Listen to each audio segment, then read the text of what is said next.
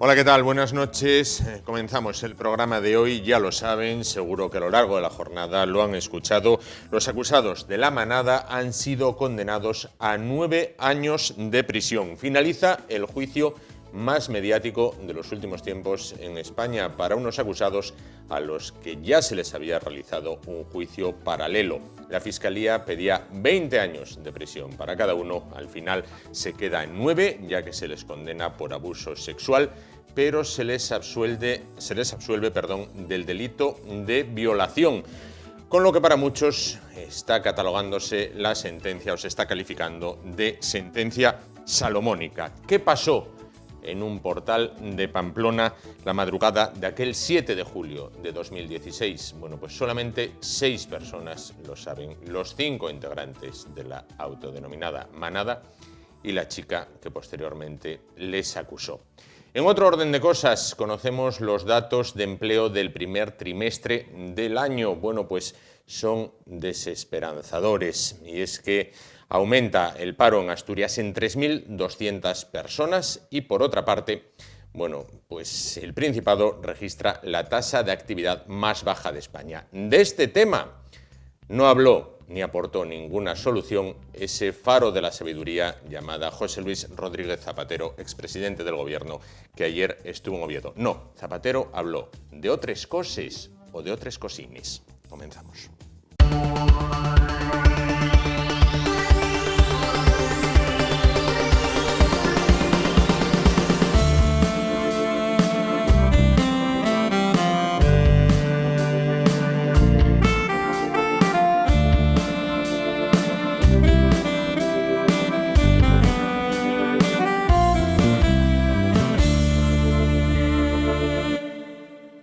Bueno, pues como hacemos cada mes, vamos a continuación a conocer los derechos que ustedes, bueno, como ciudadanos, como usuarios de la justicia, deben de tener a la hora de afrontar un proceso judicial. Bueno, pues como siempre, lo vamos a hacer de la mano de nuestra abogada de cabecera. Se trata de Gemma González Calvo, abogada en GMC Abogados, en la calle Corrida, entrada por Santa Lucía, número 8 de Gijón, y con el teléfono que van a ver en pantalla, 984 39 3637. Gemma, ¿qué tal? Buenas noches. Hola, buenos días. Buenas noches. Buenas noches, en este caso, sí, porque ya lleva uno una vida tan ajetreada y tan azarosa que dices, bueno, ya no sé cuándo es de una manera ni de la otra. Vamos a ver, la semana pasada o el mes pasado hablábamos de casos que tenían que ver en general con esa primera vez que alguien va a la consulta de un profesional de la abogacía, como es su caso. Bueno, hoy vamos a hablar un poquito de temas que tienen que ver específicamente con separaciones, con divorcios. No obstante, queda una pregunta en el aire de la última vez y que nos hace llegar la audiencia. ¿Es necesario contratar procurador ante un juicio? Sí. Ante ante un juicio de separación o de divorcio, sí. Si fuera, por ejemplo, la reclamación de una deuda de una cantidad pequeña, no es necesario. Es decir, por ejemplo, como por ejemplo en las comunidades, que hay veces que lo hace incluso el administrador. Ahí la pregunta es general, para un juicio. Para un juicio depende. Claro. Pero Si para una separación o un divorcio, sí. Hay otro tipo de procedimientos que la gente entiende como juicios, aunque no sean tales, como por ejemplo sería la jurisdicción voluntaria. Imaginemos que nosotros somos nosotros estamos separados, separados o divorciados, me da exactamente igual, y no nos ponemos de acuerdo sobre a qué colegio debe ir el niño. Sí. Entonces, para ese procedimiento, que no es un juicio como tal, sino que es una vista, los abogados lo llamamos vista, no es necesario el procurador. Es decir, tanto usted como yo podemos, mediante un escrito al juez, solicitar esa comparecencia judicial en la que expongamos cada uno de los dos las razones por las que queremos que el niño vaya a este colegio y no al otro. Para eso no es necesario ni abogado ni procurador. Otra cosa es que convenga contratarlo. Claro. ¿Por qué conviene? Pues porque te va a decir cómo tienes que enfocar el asunto y realmente si vas a tener posibilidades de éxito o no. Claro. Bueno, vamos con más asuntos que nos han llegado. ¿Existe un tiempo mínimo de estar casados antes de solicitar el divorcio? Quiero decir, aquello de se acabó el amor, ¿tiene fecha 3 mínima? meses. 3 meses. Excepto excepto que haya problemas, por ejemplo, malos tratos. En los casos de malos tratos, o sea, en los que esa persona esté en peligro, en los que haya ya sea peligro moral, Sí. o sea, integridad física, sí. En esos casos, o sea, no es necesario esperar los 3 meses. Si no, hay que esperar 3 meses Sí. mínimo. Bueno, ¿la no consumación del matrimonio es causa de divorcio? Es que ya no es necesario que haya causas de divorcio. Ah, bueno, claro. Claro, es que ya no es necesario. Claro. Es decir, o sea, ahora mismo ya no se alega, no es necesario alegar ni si me ha sido infiel, ni es que se ha ido, ni es que no consumamos. Con lo cual, Claro. es que aquí se está mezclando, esta pregunta es de la audiencia, pero aquí se está mezclando Sí. una nulidad eclesiástica con un divorcio o una separación por la vía civil. Claro. Entonces, Claro, bueno, hay cierto Claro. desconocimiento es decir, entre la gente. si estamos hablando de la nulidad eclesiástica, sí es causa. Sí es Si causa, estamos en este hablando del divorcio, no es necesario alegar una causa. Claro. ¿Y cómo demostrarla? Quiero Pero decir, es que sería no. una cosa... No, en el caso eclesiástico sería difícil, aunque bueno, doctores tiene la Pero- Iglesia en este caso. Sí, pero luego además de eso, ahí suele haber interrogatorios, no se dice así, pero sí que suele haber declaraciones por las partes. Pero otro día podemos hablar de Otro día todas estas podemos cosas hablar. eclesiásticas. Queda ahí en Sí. el tintero. Otra que nos transmiten, a ver, ¿pueden los hijos de un hombre anciano y viudo alegar senilidad para evitar que su padre se case en segundas nupcias con una mujer 35 años más joven? ¿Alegar dónde? Es decir, ¿dónde? ¿El día de la boda? El día de la boda, levantar allí la mano de si alguien tiene algo que decir, eso no. O sea, lo que pueden hacer esos hijos es declarar a su padre incapaz para determinadas cosas. No todas las incapacidades eliminan la totalidad de las cosas que podemos hacer las personas. Es decir, o sea, puedes ser capaz de gestionar tu propia vida, pero no a lo mejor gestionar tu patrimonio o tu dinero. Entonces, a lo mejor este señor, o sea, los hijos de este señor, lo que pueden hacer es, o sea, solicitar la incapacidad de su padre, o sea, respecto a temas patrimoniales, de tal forma que si el señor se quiere casar, que se case, pero lo tuyo, tuyo, lo mío, mío, Claro. no vamos a mezclar. Es decir, separar, digamos, lo afectivo de lo económico Sí, o de lo sí. patrimonial, en Y este ojo, caso. porque aquí el televidente no lo ha mencionado, pero me gustaría sacarlo, el tema del testamento. Vale, bueno, pues es que nuestro padre nos ha dicho, vale, no os preocupéis, que me caso, pero yo os lo voy a dejar todo a vosotros. Ojo, porque recordemos que el testamento se puede cambiar cuantas veces se estime conveniente. Y vale solo la última. Y vale solo la última. Entonces, o sea, yo puedo ir hoy contigo y mañana vuelvo otra vez y hago otro. Y entonces ya se lo dejo todo a Churri. Claro, a Churri, en este caso. Claro que sí. Bueno, ahora que hablábamos de dinero, de patrimonio, con el fin de ahorrar costes, cuando las economías van justas, nos preguntan, ¿es mejor, esto no sé si es una frase hecha, un mal acuerdo que un buen juicio? Eso efectivamente es una frase hecha que además en términos en mi gremio se utiliza mucho, pero muchísimo cuidado, porque hay muchísimas personas, sobre todo en los casos de separación y divorcio, en los que pues seguramente no están en las mejores condiciones para tomar decisiones y las toman. ¿Qué significan? Que firman acuerdos que en vez de ser convenios reguladores son auténticas sentencias que les encadenan económicamente y personalmente. Por ejemplo, el niño no va a dormir en tu casa hasta que tenga 8 años. Pues es que ese padre, si firma eso, porque se trata de una madre que es muy protectora, que entiende que el niño solamente puede dormir en su casa o en la de su madre, Claro. pero no en la del padre. Ni la de los abuelos No, paternos. no, eso es en este distinto. caso, sí. Los abuelos paternos siempre cocinan con muchísima grasa, o sea, los niños no cuidan bien a los niños en el parque y siempre se lesionan. Eso, pero esto solamente pasa con los abuelos paternos. Sí. Con los abuelos maternos no. Son una maravilla. Vale. Entonces, dejando aparte Que lo este son. tema, claro, ¿conviene firmar algo? Yo, desde luego, lo que creo que es necesario es que cada uno tenga su propio abogado, Claro. porque va a ser el que te va a orientar. Yo recuerdo un asunto en el que en el que además tuve unas palabras con mi propio cliente, porque mi cliente a toda costa quería firmar un convenio regulador y yo sabía que le perjudicaba. Y lo sabía, o sea, estaba tan segura de que le perjudicaba. Él confiaba en la palabra de su expareja y yo sabía que no era cierto. Entonces yo llegó un momento en el que dije, no, pues mira, él me dijo, no, tú tienes que hacerlo porque yo soy el cliente. Y yo dije, no, espérate, que te devuelvan la provisión de fondos porque yo no voy a firmar esto, yo no lo voy a hacer. Pero le dije, mira, si quieres podemos hacer una prueba, haz esto, pregúntale si ella accedería a esto. Si te dice que no, pues es que tengo yo razón. Si te dice que sí, pues venga, yo firmo eso. Y nada, al día siguiente me llamó y me dijo, tienes razón, no voy a firmar el convenio. Es decir, hay muchos abogados, sí, porque eso hay distintos criterios y a mí me parece que todas las opiniones son válidas, pero hay abogados que dicen, no, yo lo que quiero al cliente, al fin y al cabo es su vida.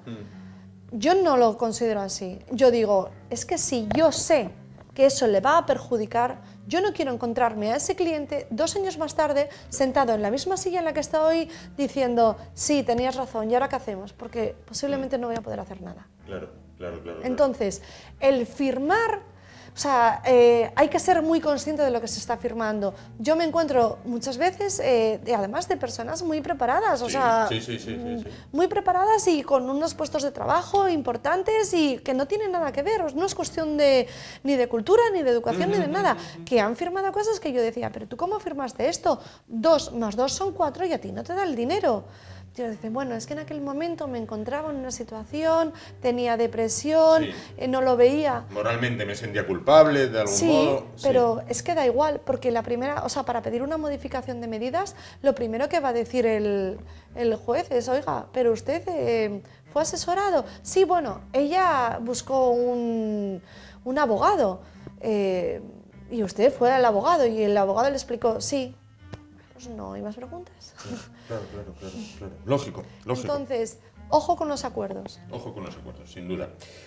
Por otra parte, nos preguntan también, vamos a ver, ¿existen los divorcios amistosos y entrañables o solo son cosas de las películas? Yo añadiría americanas. No, pues existen. ¿Existen? Existen. Yo me he encontrado... ¿En Asturias? Sí. Yo me he encontrado parejas que venían los dos... La relación entre ellos era buena, yo no daba crédito de que se fueran a separar y que además se venían con todo hablado y que decían, sí, es que nosotros no encajamos. O sea, o a lo mejor llevamos muchos años y se nos ha acabado el amor, pero nosotros por nuestro hijo, o sea, nos hemos puesto de acuerdo en todo. Pero de acuerdo en todo. Y es más, la última hace muy poco, el mes pasado, yo les miraba y yo decía... realmente sois admirables, porque yo en plan abogado del diablo, yo le decía, porque estaban los dos, y yo decía, vale, ¿y si a ti te pasa esto? No, yo solo tengo muy claro, vale, pero vamos a ponerlo, ¿tú estarías dispuesto a firmarlo? Y la otra parte te decía, sí, vale, ¿y tú estarías dispuesto a firmar esto otro? Sí, me decían los dos, sí, y los dos por el bien de su hijo. Qué curioso. Esto nos lleva a otra pregunta que también nos ha llegado, porque, a ver, la gente se prepara las cosas, ¿eh? Vamos a ver. ¿Se puede paralizar el procedimiento de divorcio si se reconcilia uno con la pareja entre medias? Imagínate, la maquinaria de la justicia ya arrancó, pero... Entre medias, sí. Una vez... Hemos dicho divorcio, no separación, ¿eh? Sí. Vale. Una vez, claro, por eso me gusta especificar, claro. Una vez que se ha dictado sentencia, ya no hay marcha atrás. Es decir, si esa pareja quiere reconciliarse y volver a formalizar esta relación, tendría que contraer de nuevo matrimonio. Pero hemos dicho divorcio.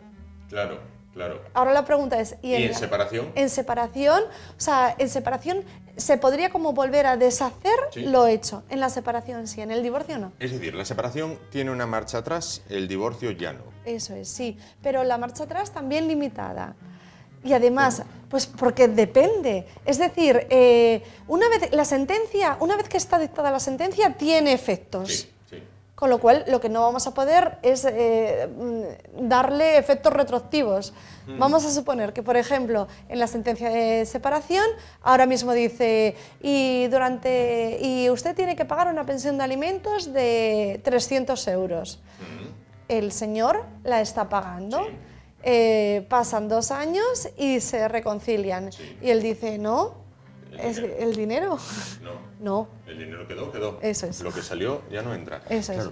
¿Hay casos o conoce casos de gente que, bueno, se divorció y luego volvió a surgir ese afecto, ese amor y se vuelven a casar? Sí. ¿O solamente fue Liz Taylor y Richard Burton? No. Y he conocido 2 casos, no 1, 2, en el que era una pareja. Ajá. Y era otra pareja. Entonces, esta pareja se dio cuenta que le estaban siendo infieles, Sí. se puso en contacto con otra pareja. Ajá. Y ahora mismo están cruzadas, tienen hijos. Entonces, y eso lo he conocido en 2 ocasiones. ¿En 2 ocasiones? En 2 ocasiones. Es decir, ahora mismo, o sea, los 2 son exparejas de los otros 2 y han contraído matrimonio. Madre mía. Están Bueno, cruzados y en 2 ocasiones lo he visto. En 2 ocasiones. En 2 ocasiones. Tremendo. Y desde hace varios años y además han durado. Entonces el niño siempre está Claro. o con su padre o con su madre, madre. y además con sus hermanos. Sí, claro. Bueno, bien, nada. La realidad siempre puede superar Sí. a la ficción, sin Sí. duda. Bueno, hablábamos en la anterior pregunta de gente que más o menos se llevan bien y llevan un proceso de divorcio, bueno, pues muy correcto. Me decía esta pareja que Sí. usted hasta se extrañaba. Esta otra pregunta debe ser de gente que ya se lleva un poquito peor. ¿Es recomendable contratar un detective privado para que aporte pruebas ante un divorcio o debe ser el abogado quien recomiende esta contratación? Al fin y al ya cabo, entramos da en otros. igual quien lo recomiende. El tema es si es necesario. Los costes de un detective privado, o sea, son para cualquier sueldo altos. Entonces, hay que utilizarlo pues, cuando realmente se necesita. Por ejemplo, para una pensión compensatoria.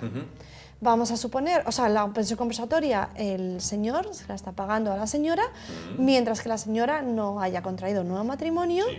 o tenga una relación de análoga efectividad de matrimonio, afectividad con otra persona. Entonces, ¿qué es lo que pasa? Que puede ser que esa señora tenga una nueva pareja y ¿cómo demostramos que vive ahí? Pues actualmente el Tribunal Supremo ha dicho que para demostrar, o sea, que no es lo mismo el vivir juntos ahora que hace unos cuantos años. ¿Cómo se demuestra? Pues si un detective puede registrar, y hay imágenes Sí. de que, por ejemplo, esa persona entra con sus propias llaves. Tú das tus llaves de la casa a una persona que ya tiene... Que tengas, sí. Vale, y además lo sueles hacer para cuando tú no estás. Sí. Vale, entonces si esa persona puede entrar en tu casa cuando tú no estás, es que de alguna forma tiene allí un sitio. Vaya, sí. Vale, y luego lo que dice el Tribunal Supremo es que ahora mismo los matrimonios modernos, pues en plan viven de jueves a lunes. No entiendo lo de vivir de jueves a lunes. O no tengo Que un matrimonio no tienen, moderno. que no, o sea, que comparten su vida, pero que por justificar que no están viviendo juntos, solamente van a pasar esos fines de semana largos. Vale, claro. Mientras que a lo mejor, vamos a suponer el caso de un señor que sale con una chica que está cobrando una pensión compensatoria y dice, pues mira, lunes, martes y miércoles vivo en casa con mi madre, que así la veo, Claro. y luego ya de jueves me instalo contigo hasta el lunes. Bueno, pues le quitarían la pensión compensatoria. Entonces, ¿en ese tipo de cosas conviene un detective privado? Sí, inexcusablemente. En realidad ahí en la pregunta es en el divorcio. ¿En el divorcio para qué? Para decir que efectivamente el padre no está atendiendo al niño Sí. porque el niño se ha caído en el parque. Claro. Ojo. Que el padre, que no es el padre quien recoge al niño en el colegio, sino la abuela. Pues bueno, cuidado. Es decir, compensa si realmente, o sea, existe un problema grave e importante. Sí. En el caso del divorcio, no estoy hablando en el caso de pensión compensatoria, por ejemplo, porque realmente interesa gastarse el dinero en demostrar pues que hay veces que va la abuela en vez del padre porque el padre no ha salido de trabajar, pero si es que las madres trabajadoras también lo hacemos. También se hace, claro. Y es que los niños es que se nos han caído a todos en el parque, porque es que, o sea, tropiezan y lo hacen solos. Y se caen. Sí, eso es verdad. ¿Existe, ahora que la oigo, bueno, con este tema de esto de vivir de lunes a miércoles y de jueves a viernes esta doble vida, ¿existe mucha picaresca en este tema? Toda la del mundo. Toda la del mundo. Es decir, Yo soy muy inocente. Pues que no te pillo un divorcio. Por favor, no. Las dos partes tratan de enseñar al juez y al psicólogo del juzgado su mejor cara. Y aunque para eso no cuenten toda la verdad, pero verdades a medias no son mentiras enteras, Claro. son mentiras enteras. Sí. Yo, O las más peligrosas de las yo mentiras. me he encontrado, o sea, cada afirmación que mis clientes, o sea, dicen, pero si es que, o sea, yo eso es incierto, o sea, no sabía eso.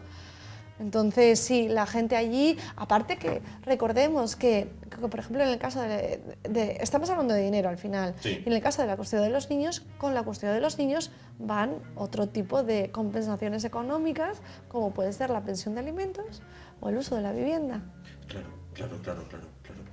Bueno, la separación es un paso previo al divorcio, quiero decir, ¿se debe tramitar antes la separación que el divorcio? No. No. Hace muchos años creo que sí, bueno, yo creo que yo no ejercía de aquella, o sea, pero no es necesaria la separación. La separación se hacía de aquella cuando de alguna forma no querías romper el vínculo porque parecía como demasiado violento pedir el divorcio, pero ahora mismo no tiene ningún sentido pedir primero la separación, no es necesario. Esta pregunta, a ver, hay gente que le va a extrañar, porque dicen, pero es necesario aclararla, creo. ¿Puede uno volver a casarse después del divorcio? Sí, claro.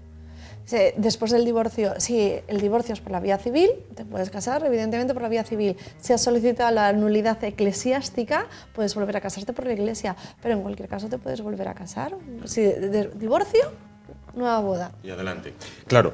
¿Y qué diferencia hay entre divorcio y nulidad matrimonial? Porque la nulidad matrimonial es solamente en términos religiosos. Lo que tiene que ver con la iglesia. Claro, Bien. solamente en términos religiosos. Y el divorcio son términos civiles. Con lo cual, la nulidad. Pero yo creo que quizás ahí lo que se refería, más que a la nulidad eclesiástica, se refería a la nulidad del matrimonio. Eso es distinto. Sí. Vale. La nulidad del matrimonio es cuando, por ejemplo, lo contrae uno que es menor de edad y no podía. Sí. O cuando, por ejemplo, alguien ha contraído matrimonio por unas coacciones o por estar obligado. Imaginemos, pues, por ejemplo, la trata de blancas o cualquier otra cosa. Sí. Se declararía la nulidad, que no el divorcio. Se podría pedir la nulidad. La nulidad. Y esto no tiene nada que ver con la nulidad eclesiástica. Nulidad eclesiástica, religión, y nulidad en términos civiles también podría darse, porque al fin y al cabo el matrimonio es un contrato. Y como contrato que es, se puede deshacer. Claro. En cuanto a la nulidad eclesiástica, de la que un día, como bien decía usted, Sí. podemos hablar de ello, porque hay mucha leyenda en torno a ello, con casos mediáticos de esto, de la gente que ves en las revistas, pero es muy largo, costoso y casi imposible. Ya no. Ahora se han reducido bastante los tiempos y además incluso el procedimiento para acceder. Ahora sí podría decirse que es accesible para cualquiera. Antes solamente lo hacían los famosos por el coste económico, pero ahora ya no. Ahora es accesible, pero prácticamente como un divorcio, ¿eh? Claro. También nos preguntan, ¿qué ocurre si no se puede localizar al demandado? De repente el hombre vamos a suponer que fue el hombre, fue a comprar tabaco y nunca más volvió. Vamos a poner ese ejemplo y el que se quedó en casa fumando, pero que no quiere recoger la demanda. Bien. Vale. El que fue a buscar tabaco y no volvió, si realmente no sabemos dónde está, o sea, porque lo que se hace es que se localiza a través de la policía, el domicilio que le figura a la policía, pero si realmente no sabemos dónde está, porque a lo mejor sea extranjero y se haya vuelto a su país, a través de edictos, que es como si fueran unos papeles que se ponen en el juzgado a la entrada de forma pública para poder decir, esta persona se la está buscando para esto, ¿vale? Se publica a través de los edictos y si no aparece, pues entonces se declara la separación o el divorcio o lo que se haya solicitado. Eso en ese caso, pero en el otro caso que yo planteaba era... Aquel se quedó en casa. Claro, ¿qué ocurre? Puede ser que haya recibido la demanda y que no se presente el día del juicio. Si no se presenta el día del juicio, va a estar declarado en rebeldía. Si no se presenta con abogado, va a estar declarado en rebeldía. ¿Eso qué supone? Supone que allí se le puede escuchar, pero solamente escuchar, no va a tener una defensa. Y eso supone, el estar declarado en rebeldía, supone también que la otra, o sea, que se pueden tomar como ciertos los argumentos de la otra parte. Claro. Eso en el supuesto de que vaya, se le escucha. Si no va, no está en rebeldía y solamente claro. se va a escuchar una parte. Y si él, sabemos que está en un domicilio, pues se intenta una primera notificación, se intenta una segunda notificación y si no ya por edictos. ¿Qué puede pasar también? Pues que tú vivas con tu madre y mandemos aquello a tu domicilio donde tú vives con tu madre lo recoge y luego tú digas, ay, es que no lo sabía. Pues problema tuyo. Claro. Es problema tuyo, pero realmente, o sea, se va a seguir ese procedimiento porque se entiende que estás notificado. Sin duda. Pues Gemma González, de GMC Abogados, señalar que la próxima semana, y abrimos ya, la próxima vez que nos veamos, bueno, el próximo mes, y abrimos ya ese buzón para las preguntas, vamos a hablar de impagos de pensiones alimenticias de manera íntegra, porque creo que es un tema que da para ello. Sí, ¿no? Yo creo que nos da para un programa entero, sí. Porque además vamos a hablar de las vías para solucionar ese impago, tanto la vía penal como la vía civil y las consecuencias. Correcto, pues ya saben, las preguntas que quieran plantear, bueno, a la abogada Gemma González Calvo nos las pueden remitir al correo electrónico ye@esasturias.tv. Nosotros se las trasladaremos a ella y aquí, bueno, pues podrán tener esa contestación.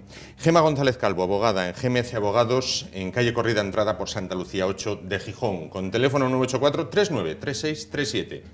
Un placer, como siempre, hablar con usted, aunque me ha dejado muy atemorizado cuando le he dicho soy muy inocente y me dijo, pues que no te pesque un divorcio. Ojalá que no, pero me doy cuenta de que para estas cosas estoy muy inocente. Ir a los juzgados a pecho descubierto no da resultados. Nunca. No los vale está más dando. no hacerse el valiente delante de su señoría, ¿no? No. Efectivamente, sin duda. Gemma, muchísimas gracias. Gracias Nos a vemos ustedes. en Defiéndete el mes que viene. Gracias. Nos vamos a publicidad, en un momento volvemos y continuamos con el programa de hoy. Hasta ahora.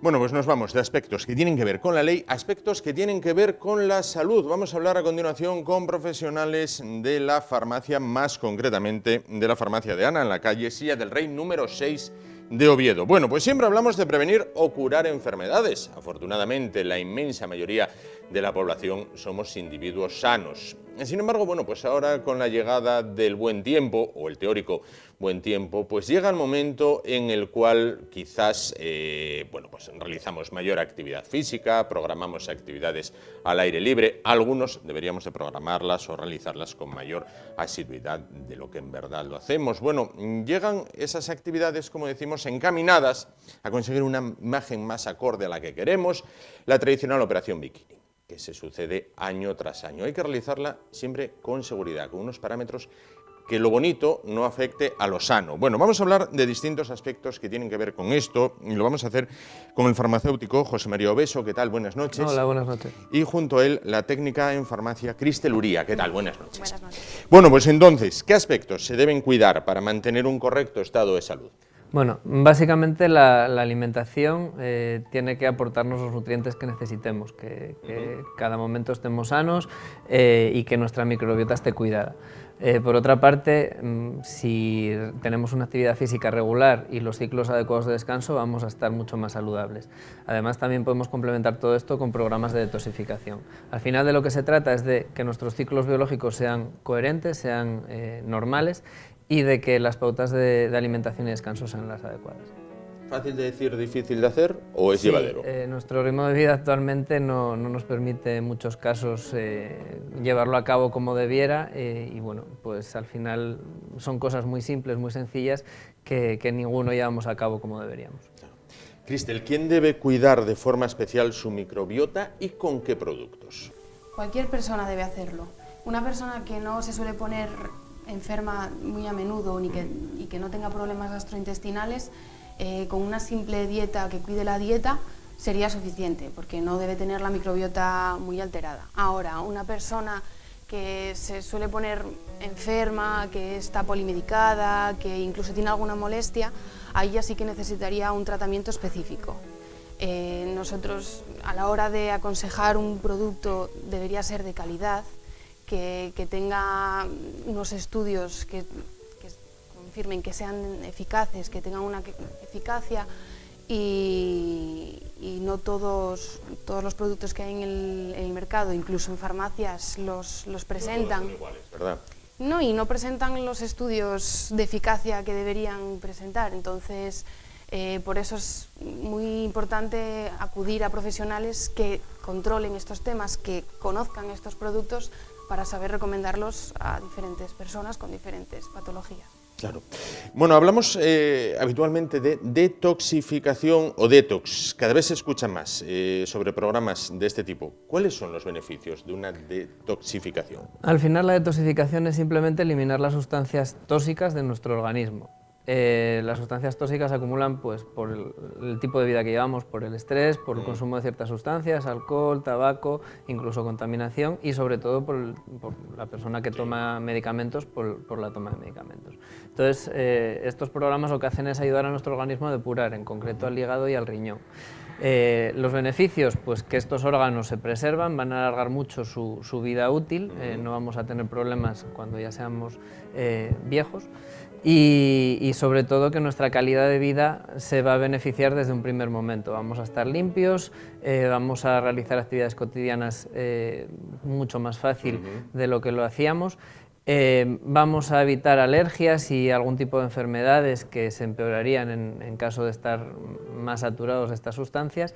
Y al final de lo que se trata es que no sé si vamos a vivir más, pero vamos a vivir mejor. Claro. ¿Y puede cualquier persona desarrollar un programa detox o hay algunos segmentos de población para los que no? No, todos podemos utilizarlos, todos debemos utilizarlos. Acumulamos toxinas en nuestro cuerpo a diario que debemos eliminarlos. Nosotros recomendamos productos... Hay muchos productos que se pueden utilizar para ello. El problema es elegir qué tipo de productos en cada caso porque los pacientes son diferentes. Un paciente sano se puede utilizar tratamientos más agresivos, no tiene que repetir el tratamiento tan habitualmente, con un par de veces al año es suficiente. En cambio, en un individuo polimedicado, pues sí, lo normal es repetir el tratamiento cada 3 meses, incluso mensualmente. Las personas que tienen un tratamiento muy amplio en cuanto a medicación. Y bueno, en estos casos sí que hay que ser algo más conservador porque bueno, pueden aparecer algunos efectos no deseados y bueno, por eso es muy importante controlar qué se recomienda a cada paciente. En cambio, en este tipo de pacientes los beneficios sí que se van a notar más todavía porque sus tratamientos habituales van a ser mucho más eficaces porque su organismo está preparado para recibirlos. En el caso de la celulitis, por ejemplo, que tanto preocupa a un amplio sector de chicas o de mujeres, ¿por qué es conveniente que un tratamiento contra la celulitis se complemente con este tipo de terapia, cuando a priori podrías decir no tiene que ver? La conocida celulitis o la piel de naranja son unos nódulos de grasa localizada que cuando se pone en tratamiento de un programa anticelulítico, estas grasas se disuelven y quedan en el organismo. Lo que hay que hacer es eliminarlas con algún tratamiento detoxificante o drenante, porque es que si no se elimina, vuelve a formarse esos nódulos de grasa y vuelve a aparecer esa piel de naranja que queríamos evitar. Entonces, siempre que recomendamos un tratamiento anticelulítico va acompañado de un tratamiento de drenante y detoxificación para no volver atrás, para volver a continuar. Claro, para que lo que se ha avanzado no se pierda, ¿no? Además, lo recomendable es que también se complementen con tratamientos de hidratación, de reestructurantes, incluso con actividad física que aporte elasticidad a esa piel y que de alguna manera lo recuperes. Por eso nosotros defendemos que los tratamientos sean globales, que no sean, una cosa puntual. Exacto, no sean simplemente el problema que le preocupa al paciente, porque muchas veces lo solucionamos en el momento y vuelve a aparecer. En este caso, si tratas la celulitis y no lo eliminas, a los 2 meses vuelve a reaparecer. Tienes ahí de nuevo el problema, claro. En cuanto a la nutrición, que vamos ya para esos meses en los cuales, bueno, pues quien más, quien menos quiere. ¿Qué recomendaciones básicas hay que tener en cuenta para afrontar mayo, junio, julio, agosto?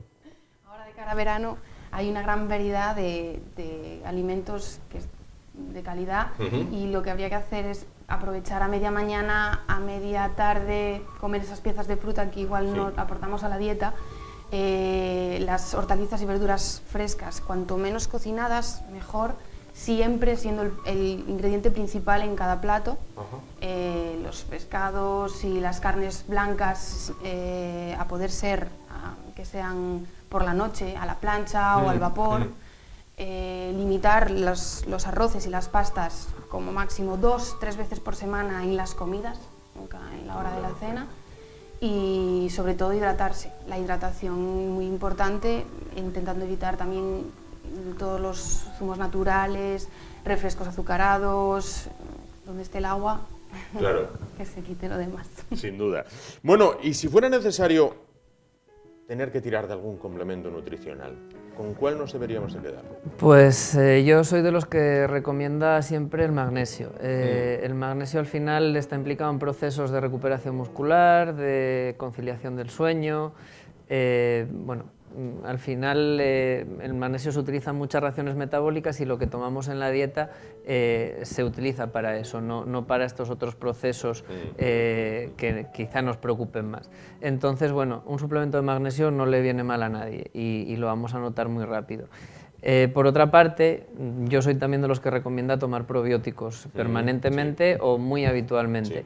No tenemos ni media idea de cuántas reacciones metabólicas se desarrollan en la microbiota, no en nuestro organismo, sino en nuestra microbiota. Entonces, bueno, yo prefiero tener esa parte cubierta y que no vaya generándose poco a poco. Y luego, por último, es muy importante, yo por lo menos, la dieta mía no es muy rica en pescado y considero que mucha parte de la población tampoco, sobre todo en niños. Y hay un componente, el omega 3, en concreto el DHA y el EPA, que nos lo aporta el pescado. Entonces, bueno, el EPA está implicado el DHA, perdón, está implicado en procesos de antienvejecimiento, de protección neuronal, incluso de memoria. Entonces, conviene tomar esos suplementos. También el otro día lo hablábamos en cardiovascular, el DHA es importante, el omega 3. Claro. La otra pata del banco es el ejercicio.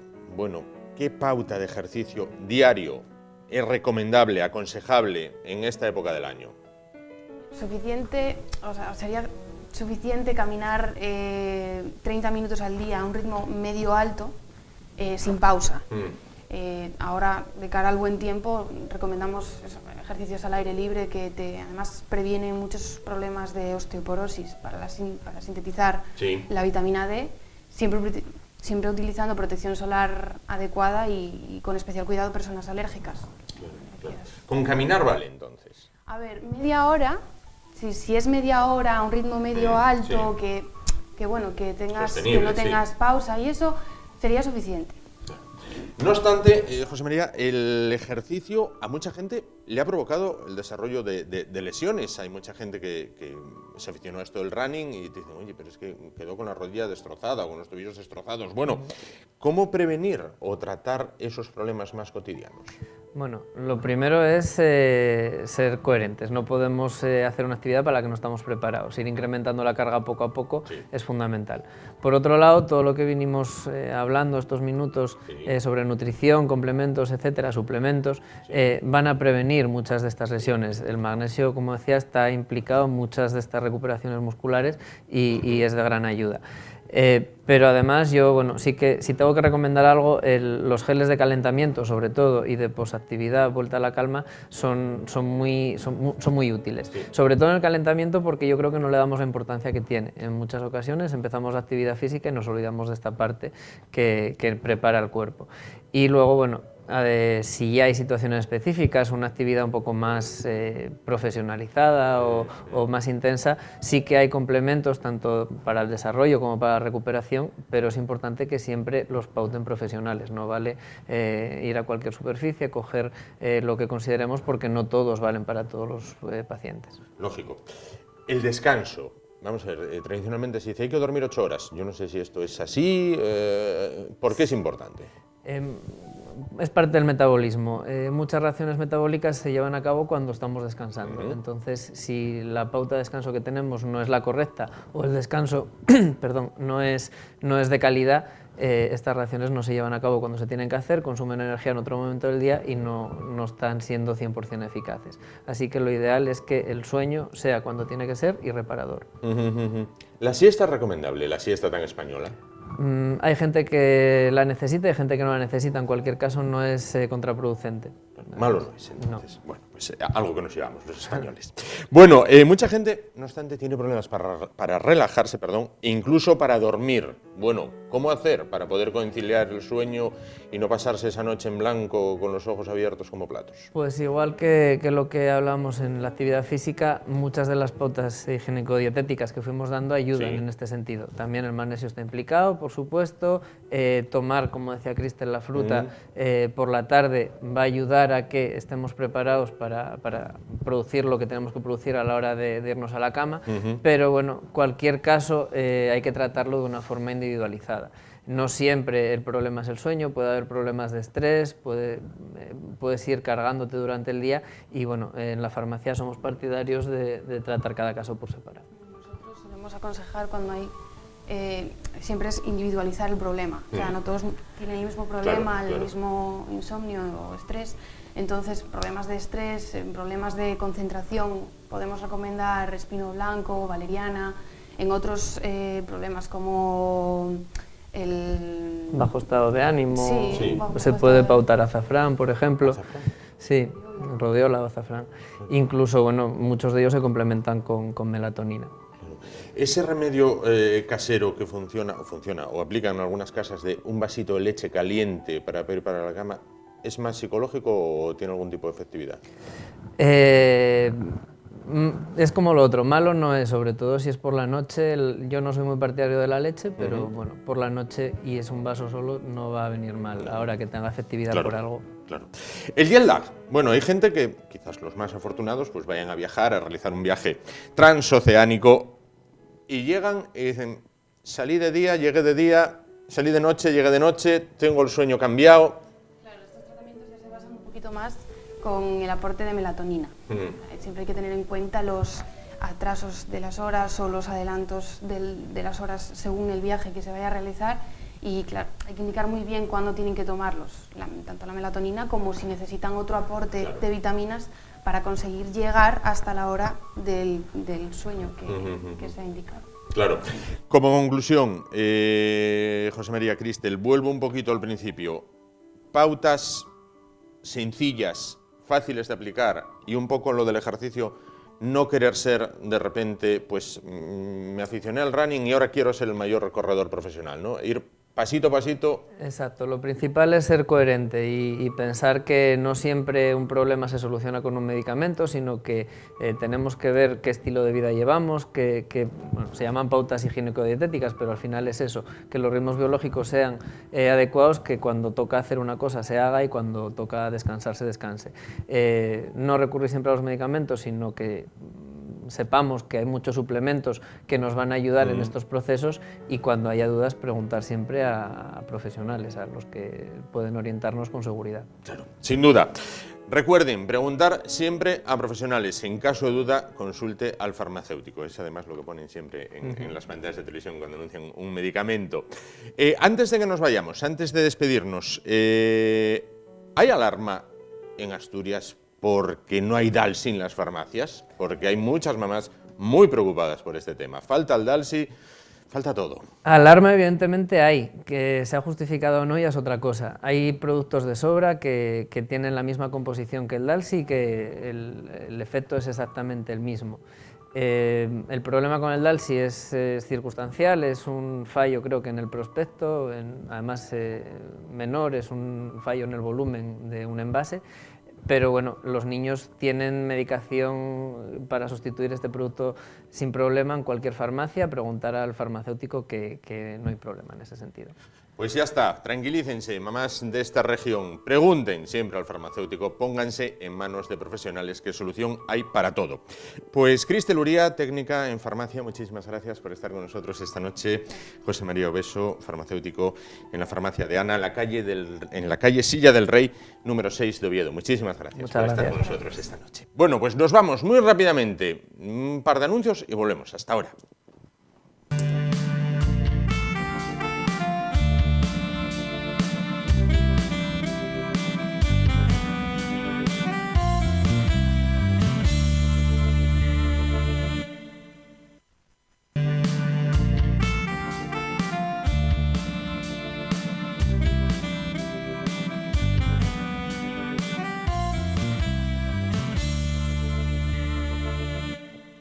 Bueno, pues vamos a cambiar totalmente de asunto cuando ya encaramos la recta final del espacio de hoy jueves, porque precisamente en la mañana de hoy abría sus puertas CITEC en el recinto ferial Luis Adaro. Algunos se preguntarán, ¿qué es CITEC? Bueno, pues CITEC es la puesta en marcha de lo que cuando la crisis sacudió este país, y en buena medida aún sacude para algunos, se habló mucho del cambio modelo productivo. Había que abandonar lo que había sido una economía basada en el ladrillo y basarse en la tecnología. Muy fácil de decir, ya más complicado de llevar adelante. Bueno, pues CITEC es una cita tecnológica, eminentemente tecnológica, pero con ramificaciones de distintos tipos, como vamos a ver a continuación. Bueno, para hablar de CITEC se encuentra esta noche con nosotros, paso a presentarles, Carlos Vega, coordinador director de CITEC. ¿Qué tal? Buenas noches. Buenas noches. Y frente a él, bueno, pues tenemos a Bruno Villanueva, presidente de Asturred. ¿Qué tal? Buenas noches. Y Antonio Hernández, director del Peñavera Racing. ¿Qué tal? Buenas noches. Bueno, vamos a comenzar por lo que es CITEC, por definición. Bueno, pues CITEC es una cumbre de industria y tecnología. Por definición, como tú bien dices, lo que más pesa es la tecnología, porque la industria asturiana lo que le está tocando es, como tú bien decías, transformarse, reinventarse, ¿no? Lo hemos llamado innovación industrial y transformación digital. El transformación digital es de lo que todo el mundo habla y innovación industrial es lo que nos toca hacer desde Asturias. Esa industria tan prometedora y tan potente que tenemos, lo que le toca es reinventarse. Es decir, ya no se vende lo mismo que se vendía, los coches, como ahora comentaremos, están cambiando. Vamos a hacer la primera feria de vehículos eléctricos, muy bien acompasada con el circuito que vamos a tener de vehículos eléctricos para niños, que tenemos aquí a los campeones. Hablaremos posteriormente de ello. Peñavera Racing. Y además lo que vamos a tener es presencia de muchos sectores, como son las Smart Cities, las ciudades inteligentes, que ya se ha hablado esta mañana de ello, como es la ciberseguridad, que tiene protagonismo mañana viernes, y además la de salud y bueno, en todo momento un amplio abanico de temas, ¿no? Sí. De los cuales bueno, hablaremos también. Asturias se acostumbró, vamos a decirlo así, durante el siglo pasado a vivir de la empresa pública, NOSA, Ensidesa principalmente. Ese modelo se acabó, ese modelo se agotó. ¿En qué momento estamos en cuanto a cultura de emprendedores, en cuanto a ya no va a haber mega empresas públicas bueno, que sustenten a miles y miles de obreros y familiares? ¿En qué momento estamos en esa cultura del emprendimiento? Pues estamos en un momento en el que cualquiera puede hacer la cultura del garaje, como los de Google, ¿no? Que al final en un garaje pues inventaron un buscador que iba a ser para una biblioteca y al final Correcto. ha acabado siendo una multinacional de publicidad, ¿no? Pues estamos en ese momento de que ya no importa que seas una gran empresa con 5.000 empleados, sean públicos o sean privados, porque la transformación digital te puede llevar por delante. Lo más importante es la adaptación al cambio ahora mismo. ¿Qué apartados? Bueno, está tocando CITEC desde hoy y hasta el día de cierre, claro. Hoy jueves especialmente se habla de industria y también hay un programa de Smart Cities. Se habla mucho de transformación digital. Mañana, bueno, todo el día va a estar centrado en el Big Data y en la ciberseguridad. Y el sábado, dentro de ese apartado de Smart Cities, lo que va a preponderar es todo el mundo de la movilidad eléctrica. Hay un simulador de conducción eficiente que pone la Fundación Asturiana de Energía. Hay diferentes retos tecnológicos para los niños, como uno de ellos es el tema de los vehículos para niños. Y luego lo que tratamos es de buscar que sea divertido, es decir, el cambio que nos viene es un cambio obligatorio, nadie se lo va a poder saltar, pero también hay una parte de entretenimiento y hay una parte que afecta a las familias. Al final el coche, todos tenemos un coche, da igual que tengas una empresa, que seas un particular, todo el mundo tenemos un coche. Y ese coche, como dice Saúl López, uno de nuestros ponentes, que es youtuber y que tiene un Tesla, y le ha dado mucha fama a ello, él dice que en 2030 ya solo se van a vender eléctricos, o sea que está aquí al lado. De eso quería hablarles. El coche eléctrico es el futuro, estamos preparados para ello. Ya hay híbridos circulando por las ciudades. El coche eléctrico a los conductores tradicionales, y hablo ya a gente pues de 50 años para arriba, todavía les suscita algunas dudas. Hay que despejar estas dudas.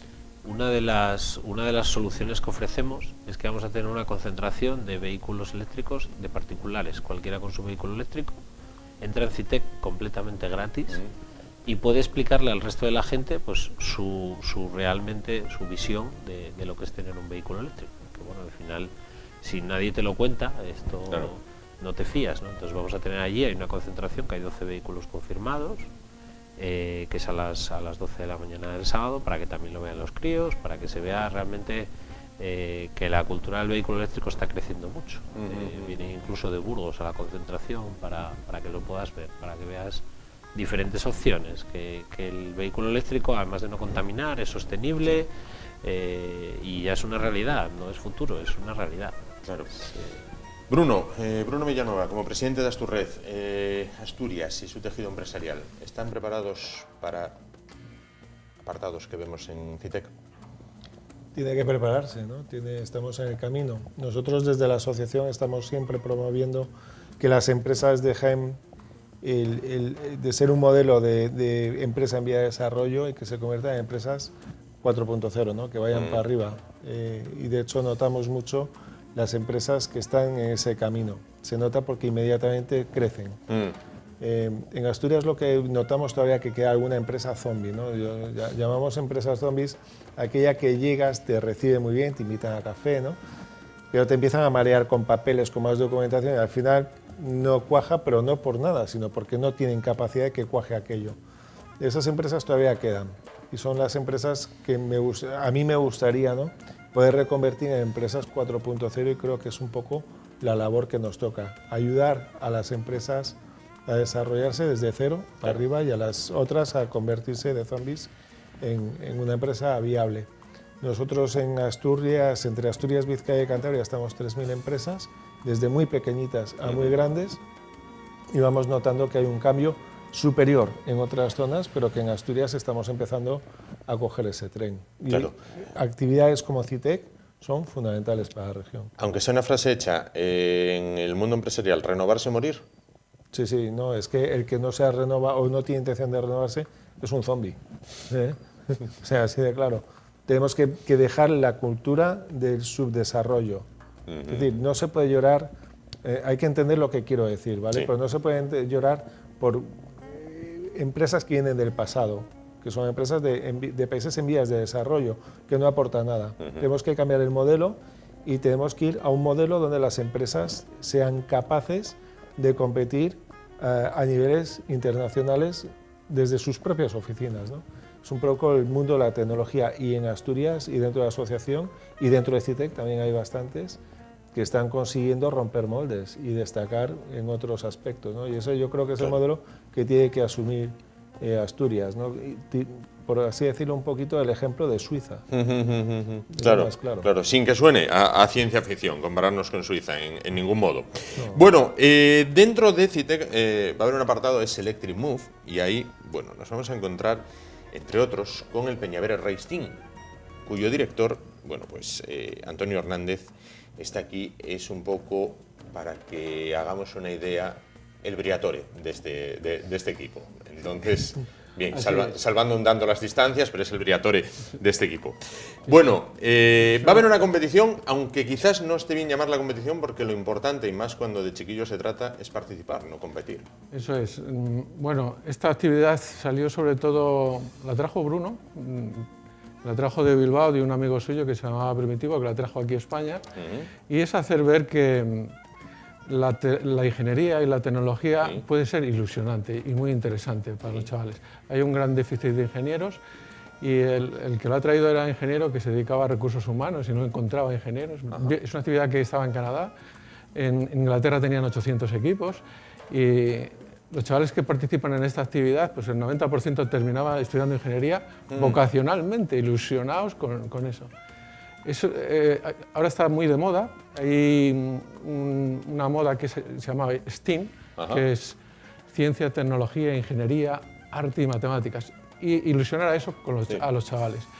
Y es muy ilusionante el poder hacer una sociedad más sostenible, hacer inventos. Ahora las carreras de ingeniería tienen muchos recursos y la verdad es que los chavales pues vienen muy ilusionados. Claro. Y hay que ilusionarles, ver que lo que hacen, poner ahí un tornillo, tal, y que eso al final van a tener el coche. Al principio fue un poco desilusionante, la verdad, porque llegaron, no teníamos coche, no teníamos nada, y había que hacer el plan de empresa. O sea, tenían que conseguir el dinero, tenían que conseguir las cosas que tenían que aprender. Y vamos, de hecho, el coche empezamos en septiembre, el coche lo empezamos a tener en enero. Lo estuvieron construyendo hasta febrero, fuimos a la carrera a Bilbao, ganamos allí. Y los chavales, claro, están súper ilusionados. Ahora no lo saco de allí. Tremendo. Tenemos que hablar más en profundidad, lo haremos sin duda la semana que viene, ya más en profundidad del coche.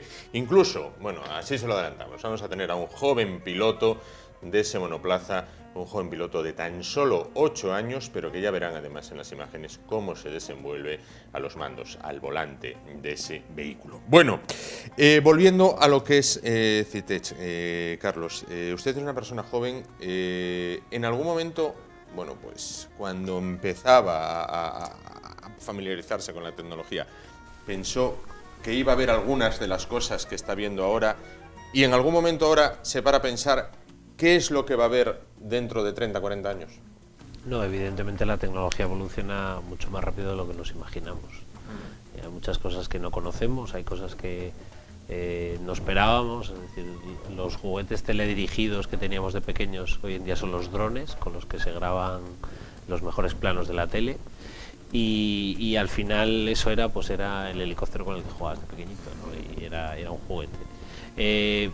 No nos imaginamos, la aplicación de la tecnología y la innovación va siempre un paso por delante. Nosotros al final nos ha pasado con CITEC, tenemos más de 100 ponentes, que es una bestialidad porque además son de calidad, y nos ha pasado que nos ha sorprendido, incluso cosas que nos han llegado, nos han escrito equipos de investigación que quieren venir a contar su proyecto, porque a veces hay proyectos que también son tan sumamente técnicos, tan sumamente tecnológicos que cuando le hablas a la gente de la calle, como digo yo, del IoT, que es el Internet de las Cosas, el IoT, el Internet of Things, la gente no sabe lo que es, pero al final todo el mundo llevamos algo de IoT encima, que es el teléfono.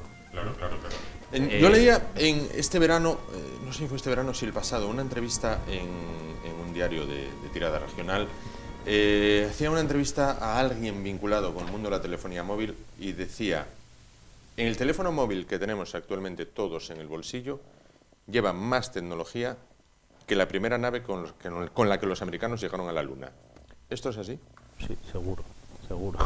Porque el GPS, que hoy en día llevamos todos en el bolsillo, Hubo que lanzar satélites, hubo que triangular satélites y hubo que conseguir que todo eso cuadrara, y evidentemente esa tecnología no estaba. O sea, al final, tú cuando pones en Google Maps calle Paraíso 20, pues de repente los satélites recalculan tu ubicación, pum, pum, y te dan un error de ¿cuánto? ¿10 metros? ¿5 metros? Por ahí.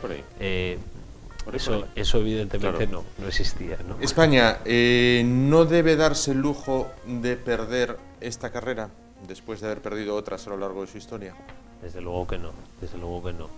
Yo creo que somos una región privilegiada por su pasado industrial, pero eso tiene que servir de empuje, no de disculpa. Es decir, no quedarse dormidos es el peor de los escenarios, tanto para Asturias como para España.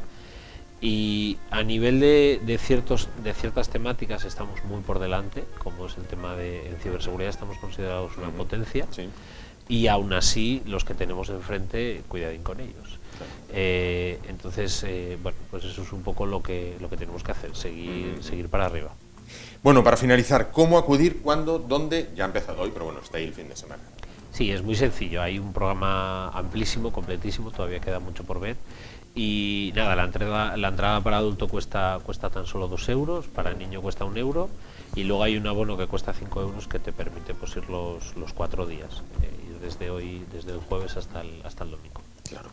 Pues Carlos Vega, coordinador, director de CITEC, muchísimas gracias por estar con nosotros esta noche. Y a Bruno Villanueva y Antonio Hernández, respectivamente presidente de Asturred y director del Peñavera Racing, les tengo que emplazar, porque hoy lo centrábamos más en CITEC, pero les tengo que emplazar para hablar de ese coche, del cual me han hablado maravillas. Y me han hablado maravillas no solo de lo que es el monoplaza en sí, sino de los chavales que componen el equipo, de la dedicación que le ponen, de las horas que le echan, de los beneficios que ellos interiorizan al ponerlo en marcha. ¿Nos vemos la semana que viene?